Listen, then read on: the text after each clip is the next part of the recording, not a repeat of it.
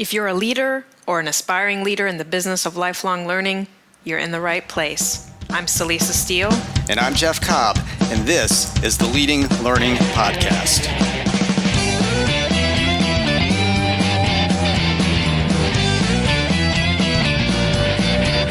Hello, and welcome to episode 76 of the Leading Learning Podcast. This time around, Jeff and I are going to turn the lens onto podcasting itself to discuss why we feel it is an important channel for learning and education businesses to leverage and how to get started. We've talked about podcasting to a certain extent before, but we felt like it was time to revisit the topic given the recent release of the latest Edison research data on podcasting. Before we turn to a discussion of podcasting, though, we want to take a moment to thank Your Membership, the podcast sponsor for the first quarter of 2017. Your Membership's learning management system is specifically designed for professional education with a highly flexible and intuitive system that customizes the learning experience. Your Membership's LMS seamlessly integrates with key systems to manage all of your educational content formats in one central location, while providing powerful tools to create and deliver assessments, evaluations, and learning communities. You can find out more about Your Membership at yourmembership.com. We also want to note that recordings from our recent Learning Technology Design virtual conference are available through the end of May, and you can purchase access through May 15th. We created Learning Technology Design, or LTD for short, specifically for professionals in the business of continuing education and professional development, and you can get access to all the great content delivered at the live online event. Find out more at ltd.leadinglearning.com. And finally, our resource for this episode is related directly to the topic of podcasting. We're all about podcasting in this episode. We want to direct you to one of the more comprehensive podcasting how-to resources out there right now. This is a page put together by John Lee Dumas at Entrepreneur on Fire. And John publishes an interview with an entrepreneur every single day, 7 days a week, and he's been doing it for years. So suffice to say, he knows a thing or two about podcasting, and you can get his free ultimate guide to podcasting by going to leadinglearning.com/fire. That's fire as in entrepreneur on fire. And we'll also put that link in the show notes to this episode at leadinglearning.com/episode 76. Now, as you mentioned, Celisa, one catalyst for us deciding to talk about podcasting in this episode is the recent release of the new edition of the Infinite Dial report from Edison Research. Yes, and that report, that's one that they've been doing for a number of years. It dates back to 1998, and it looks at trends in digital audio and video and social media, and it uses really kind of the gold standard for research methods. And maybe you want to talk about that a little bit, Jeff. Yeah, so I mean, they contacted a total of 2,000 people to interview them to explore Americans' use of digital platforms and new media. These were telephone interviews that were conducted with respondents from age 12 and older, and they were selected by random digit dial, or RDD sampling. And the interviews were 51% landline phones and 49% mobile phones. So, basically this is, very buttoned up research. They've really got some solid insights into how digital media are being used and how podcasting is being used. Well, and so let's talk specifically about the podcasting data, because that's what interests us in particular. And I think the major news here is that podcasting continues to grow. And at this point, 40% of Americans 12 and older say they've listened to a podcast at some point in their lives, and 24%, which means an estimated 67 million people, say they have listened to a podcast in the past month. And that represents an upward tick from 21% a year ago. So it's growing. If you have a quarter of Americans 12 and older saying they've listened to a podcast in the past month. Yeah, and it's been growing steadily. I mean, we're not seeing like huge spikes or anything, but 10 to 20% growth, year over year. And Jay Barrett, Convince and Convert, has published a nice analysis of some of the key numbers in the Edison report, and we'll link to that in the show notes.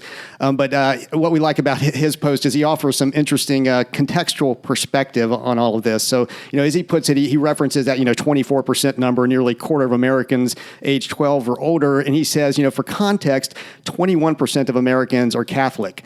Thus, podcast listening is more common than Catholicism in the United States. So sort of an interesting point of reference there. Jay also notes that 42 million people listen to podcasts weekly, and that's 5 times more than go to the movies. And so, as we might expect, how people consume podcasts, that's happening usually on smartphones, tablets, and other portable devices. 65% of those listening to podcasts make use of those portable devices. But the Edison data also makes it clear that most people are actually listening to podcasts at home in spite of listening on these mobile devices. And I find that very interesting. I think one thing, and I think Jay actually makes the same point. For me, it's interesting too, because I don't tend to listen at home. Me either, yeah. And so it's very fascinating there. But so, we have these mobile devices where the majority of people listening to podcasts at home. Yeah, I tend to listen in the car or, while I'm walking, while I'm exercising. And a lot of people do, in fact, do that. But still, most of them are listening at home. Another somewhat surprising statistic that came out of the report, though it's certainly encouraging, is that 85% of listeners listen to all or most of the podcast episodes that they tune into. So they're sticking around for the full content, or at least most of it, and that's certainly very heartening to us as people who are putting that kind of content out there. Well, yeah, and I think one of the points that Jay makes as well is that in terms of podcasting as potential for marketing, which I think is something we want to talk about a little bit more later, that kind of stick-with-itness, the stickiness, listening to all or most of it, that's especially heartening in that context of being able to really convey a message effectively. Yeah, definitely. In this age, when there's a lot of gnashing of teeth about getting people's attention and keeping attention, this may in some ways be a magic bullet for that. And that's probably a good, point to segue into why all of this is so important. Why we're putting the time into talking about this Edison report and do another podcast about podcasting. And, we feel there are very good reasons why podcasting has had so much growth and is likely to continue to have significant growth. Well, and one reason that podcasting seems to be so popular, we believe, is just that they're relatively easy to produce. It doesn't take a lot of equipment or a lot of specialized know-how to be able to put together a podcast. So that certainly allows sort of a low barrier of entry for anyone wanting to come in and produce a podcast. That's right. And, you can't see us right now, but we're just sitting in our little office in Carrboro, North Carolina, with a couple of microphones in front of us. But, by the time we produce this, we have the ability to, reach millions of people with it. Another aspect is that consumers, the people who are going to listen to podcasts can really find, personalized content, and then they can listen to it, while they're doing other things. And, we said most people are listening at home. That's what Edison is telling us. But, in many ways, whether you're at home or whether you're in the car, whether you're walking, working out, whatever the case might be, it's sort of the perfect multitasking accompaniment. People will turn on their favorite podcast and listen to that, while they're doing another mindless sort of task as they're consuming that content. Well, I thought that was a good point to make because, multitasking can be dangerous, but I think the nice thing about podcasting is that it can be kind of coupled with things like a walk that don't necessarily require kind of the same portions of your brain, and you really can actually multitask in that sense there. Yeah, and that can actually be very effective for learning to be able to walk and reflect, while you're listening to something. So again, there's hidden power here in podcasting. I think another reason we're seeing growth is that getting the podcast content is really easy. At this point, almost everyone has a mobile phone, and that's really typically all you need to listen to a podcast. There are a variety of apps like Stitcher and Instacast and Overcast that make it easy to find podcasts, to subscribe to them, to get automatic updates. So, in that sense, it's really very easy. It's still maybe not as easy as it probably could be, but once you have subscribed to something on your smartphone, listening on a regular basis is really no more difficult than listening to Pandora or Spotify or some of the other apps that people make use of. Right. Again, and it goes back to that, personalized content and people being able to tune into what they want to be able to tune into, just like they're doing with, something like a Spotify. And the quality of the content and the options has really been, steadily rising. We've seen some big names get into podcasting. I think we talked about the serial effect in our last episode where we focused on podcasting, which was sort of the first big breakthrough podcast. And that was, that's a pretty highly produced show. You have, major selling authors like, Malcolm Malcolm Gladwell, who have now, introduced podcasts as becoming a very common thing for particularly best-selling authors to get involved with podcasting. But in general, when you go out and look, if you're interested in a particular topic or even just, in broad, sort of social issues and things like that, you're going to be able to find a good quality podcast on just about anything at this point. And so those are the reasons we think that we see this growth. The podcasts are relatively easy to produce. Consumers can find really highly relevant content to them and subscribe to it and be delivered it. And the quality of what's out there has been rising. But let's talk a little bit, too, about the kind of opportunities that podcasting opens up. And I'll offer a first thought, which ties back to the point we already mentioned, that it allows you to reach people in places where you might not typically reach them. So it's potentially very powerful as a new distribution channel. If maybe you're only getting people's mind share when they're in the office, currently, well, with a podcast, as we're saying, if you're getting them to listen when they're at home or exercising, that gives you a new channel, a new opportunity to connect. And as we already mentioned, the Edison research is showing that people are actually listening to it. They're going through the vast majority of the content that they are consuming. Another opportunity that's out there, and this is one that may not be quite as obvious, but is certainly important to our audience, is that podcasts can really offer a new way to work with and to offer value to and to get value from your subject matter experts. I mean, most of our listeners are going to be people who are running meetings, producing different types of educational content. They're often working with subject matter experts. This, again, it offers a new channel, a new way to engage with those people, to do those expert interviews, or even, to get to one of your volunteers if you're in a trade or professional association, potentially to spearhead the whole podcasting effort. But in general, to tap into the value of the knowledge that you have out there in their networks and in your networks and deliver them through this new medium. And then another opportunity is that we think podcasts are a really great medium for blending education and marketing. And we touched on marketing a little bit earlier. But, we believe that the best podcasts are really both entertaining and educational. And so they can be very effective as a means of informing people about specific educational offerings, for example. And we've used the Leading Learning podcast to promote our Fall Symposium and our Spring Learning Technology Design event, just as examples of us walking that walk. No, and I can clearly remember being at our face-to-face, place-based learning technology design event last year, and somebody walked up to me and said, I'm here because of the podcast. I'm an avid listener, so that was very gratifying to hear and to know that it is actually working in that context. Now, we're not going to get too technical here about how you actually put together a podcast, but we did promise at the beginning we're going to talk a little bit about how to get started, and obviously a significant part of that is knowing how to put it together technically and get a podcast out there into the world. So we thought we'd at least mention some of the key technologies that we're using here for the Leading Learning podcast, and then also some of the alternatives that you may want to consider to what we're doing. One of the key things to have if you are going to start a podcast is to get some decent microphones. Don't just hook up your Apple earbuds or whatever you might typically use when you're talking on your cell phone. We use Audio-Technica ATR 2100 microphones. That sounds very sophisticated and expensive, but they're actually roughly $60 to $70 a piece. Very good quality microphone that can hook in through your USB drives. You can hook two mics into a computer, which is what we do as we're broadcasting right now, or if you just need one mic when you're doing an interview, you can just hook that in through your USB drive. And I'll say we'll link to where you can find an Audio-Technica ATR 2100 microphone. As you might guess, you can get that at Amazon. And we have these attached to simple boom arms so that the mics are steady and aren't going to be bumped around. We have some simple windscreens on them, which is something you'll see pop up as an add-on option just about any time that you're buying a microphone, and that's going to prevent, if I'm saying P, it's going to not pop as much if you've got that windscreen on there. So those are what we're using for microphones, and you'll see those widely recommended. I believe John Lee Dumas actually recommends the ATR 2100s in his post as well.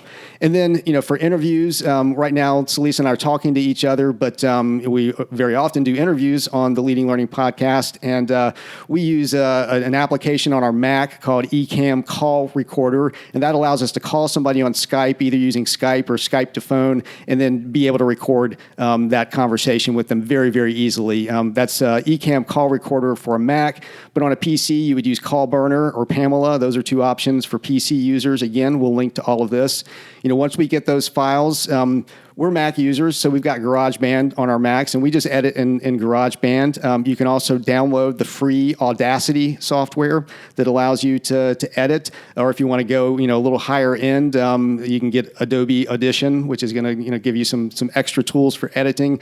We haven't found the need for, fancy editing. GarageBand is done just fine for us, and we certainly recommend it to Mac users. We actually host the Leading Learning podcast on Libsyn. That's Libsyn, which is one of the more popular podcasting hosting services. You don't want to just throw this up on your regular website. You want to have a place that's going to be able to stream the audio very well and also give you some statistics around how many downloads you're getting. There are other options out there. SoundCloud is another very popular one. If you're a WordPress user, there's a service called Blueberry, which has got a weird spelling to it, but we'll link to that in the show notes. And all of those are going to be able to stream the audio and provide for the bandwidth that you need for good quality, and then also provide you with some statistics around what you're offering. And then finally, we submit the Leading Learning podcast to iTunes. Many of you who are listening are probably subscribed through iTunes. There are other directories you can submit to, like Stitcher. We've also submitted to Stitcher, SoundCloud, Google Play. You're going to want to get it out there, some places that people are actually able to access it. But that's just a very quick rundown of the techie side of our podcast. All of that stuff totals up, at most to, a few $100s, and that's over the course of a year, including the month-to-month hosting costs. So, very affordable from a technology standpoint. But then, the technology, of course, is only one part of it. You then have to start putting in the time and doing the things that it takes to actually produce a good podcast. So we thought we would offer a few tips and best practices that sort of move beyond the technology, the hardware, the equipment requirements that Jeff just covered. One tip is that before you really begin promoting your podcast, have several episodes up and available. I think that one key reason is we have this sort of the binge watching, the binge listening sort of culture out there now. So if you put good out there and people are interested and they want to listen to another, it's great for them to have another episode or two to listen to right away that will really solidify your value and importance in their minds. And so that'll help there be a little bit there once you do start promoting. Definitely. And then, as you're putting together the content, it's important to be consistent. That's going to help people know that you're serious, that you're, trying to be as professional as possible with your podcast, and it's going to let them know what to expect. And, so in terms of consistency, the overall structure of the show, anybody who's been listening to Leading Learning knows that we have, sort of our standard intro music, and then, a segment at the beginning where we kind of tee things up. We'll talk about a resource, and then, we either go into a conversation like we're having right now, or an interview, and then we have an outro piece at the end, and that's kind of the structure of Leading Learning. It's a pretty common structure, but we try to adhere to that week in and week out. And then, sort of the longer view is making sure that you do have content lined up, to sit down and put together an editorial calendar to arrange for those interviews that you want to be able to conduct, because you can't just call somebody up and say, hey, do a podcast interview this week. Most people that you're going to want to interview are going to be busy, so you need to plan that out in advance. And then we actually have an Excel sheet where we have it plotted out, for the course of this year, and we try to fill that in as much as possible in advance, so we know what's coming, and we're planning on who's going to be arranging for which interviews, and just know that we're going to have a good flow to the show during the course of the year. And in addition to identifying who to interview and scheduling that out, there's just the work to be done to prepare for that interview. strong suggestion is not to just wing it, to really think in advance about the objectives that you have for the podcast, so that then you can figure out what questions to ask of the interviewee that really align with those objectives of the podcast. And potentially, as we do, you might have, one or two or three questions that you tend to ask of everyone. For us, because it is the Leading Learning Podcast, we do always ask an interviewee how she or he goes about maintaining their knowledge and skills, how they approach their own lifelong learning. So you might have some of those kind of repeated and consistent questions throughout.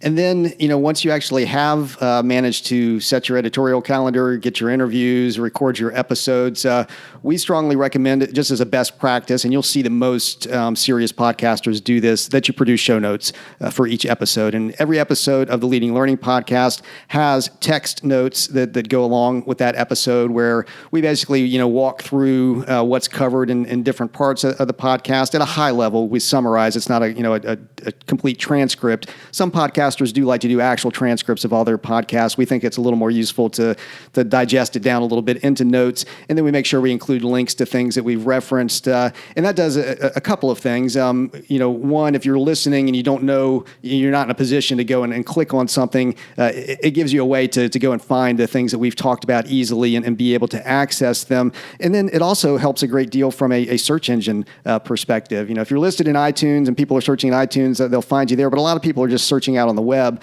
for different things. They don't necessarily know about your podcast, and you want to have enough textual content to be able to attract them to your site and let them know that you do actually have this podcast and that it's valuable. And then we also recommend that you ask for reviews. And if you've been listening to us for a while, you know that that's something we always ask for at the end of each episode. Getting reviews and ratings from actual listeners is very helpful in helping others find the show, because it helps it show up higher in the list of results that come back. And in addition to asking within the context of the podcast, it's also important to ask for reviews in other avenues as well. So, via direct emails to people who are listening, or through social media, or just face-to-face exchanges. But really trying to get people to take the minute or two to do a review can be immensely helpful in building the sort of organic traffic for the podcast. Definitely. And then, lastly, be sure to include mentions of the podcast in your ongoing communications with your audience more broadly.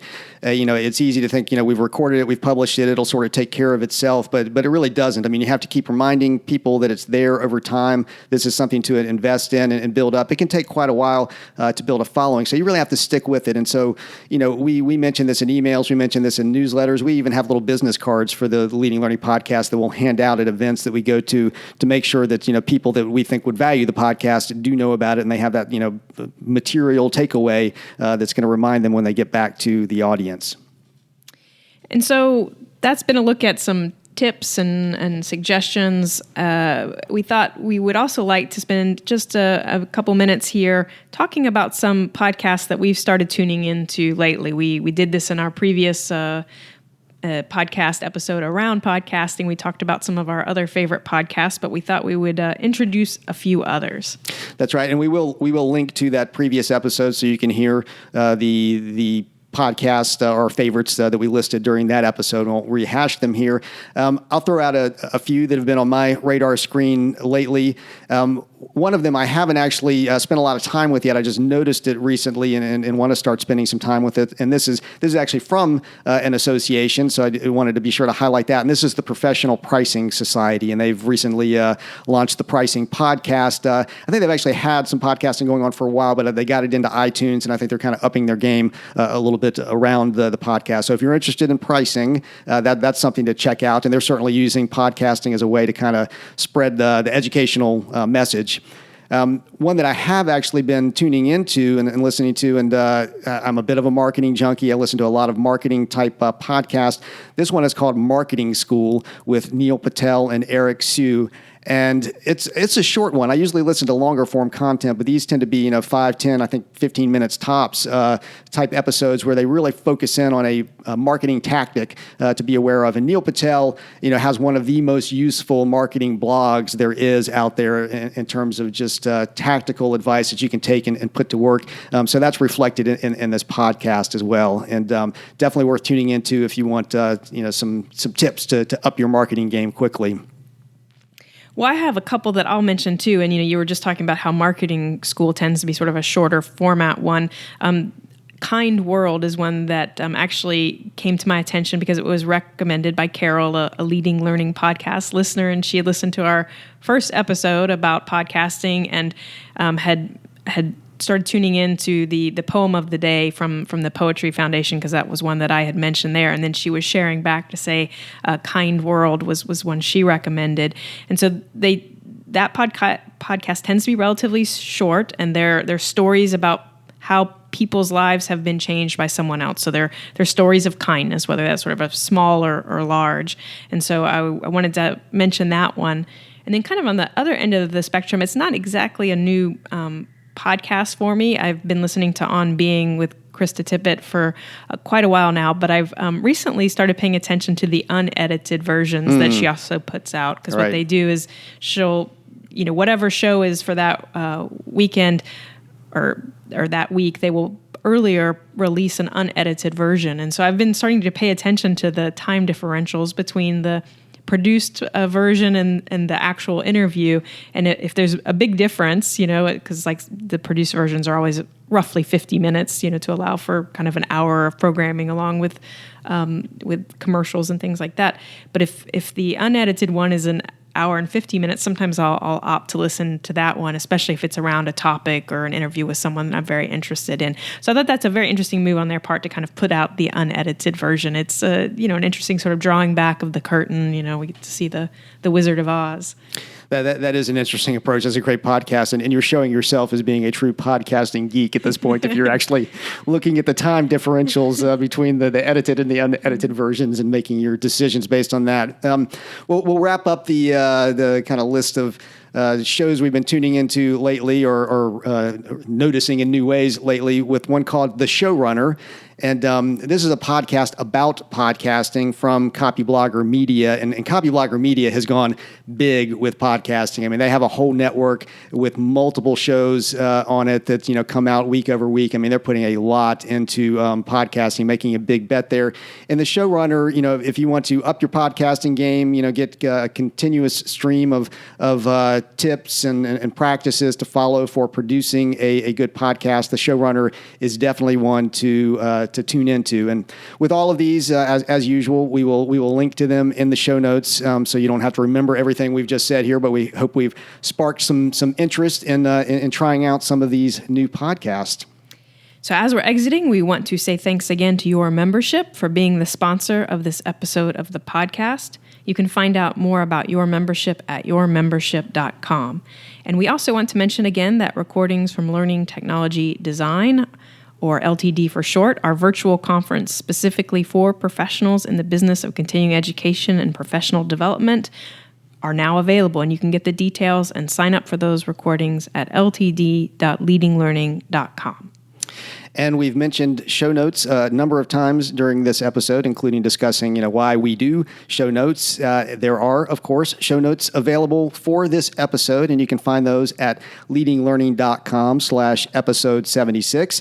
And as part of those notes, you'll find a link to access the Edison Infinite Dial report that we were discussing at the beginning of the episode. And you'll also find all of the other resources that we've mentioned throughout the episode, including links to the podcast that we thought listeners might be interested in. While you're doing all that, you'll see various options for subscribing to the podcast. And if you are getting value out of the podcast, we would be truly grateful if you would subscribe. All you have to do is just click on the iTunes links or other links that are on the show notes pages, and it'll get you, right to the place you need to be to subscribe. And we would also be grateful if you would take a minute to give us a rating on iTunes. This is the plug that we mentioned earlier that we always do at the end of each episode. So to give a rating, you can go to leadinglearning.com/iTunes. We really appreciate it, and it helps others find the podcast.